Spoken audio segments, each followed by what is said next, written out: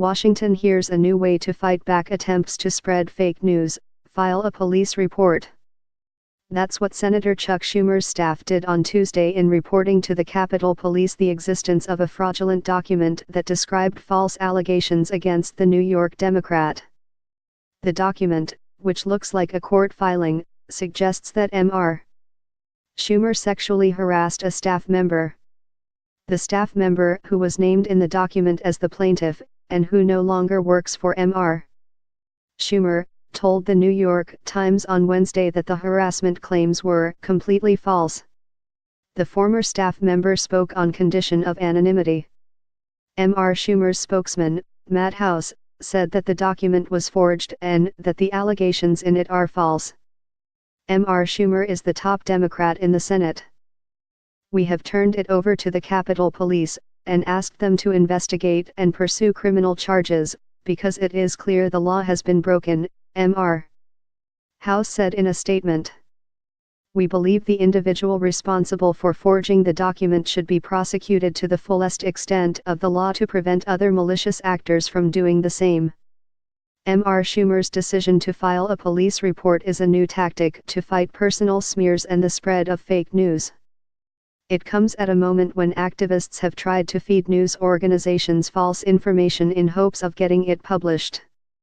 Last month, a woman with ties to a right-wing activist group tried to convince the Washington Post that she had been impregnated by Roy S.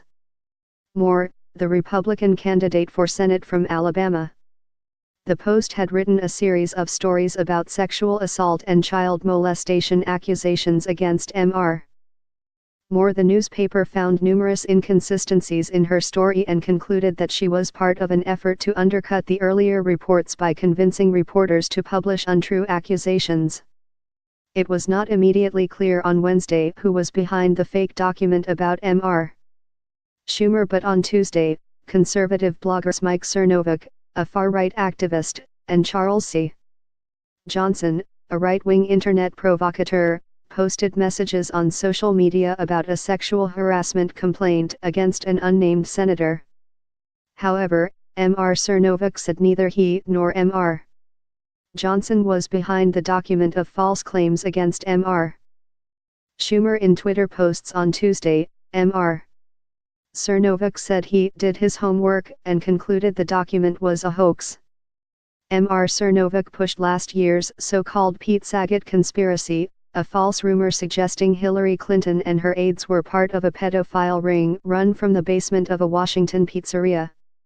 But he is also credited with helping to expose a complaint against a congressman.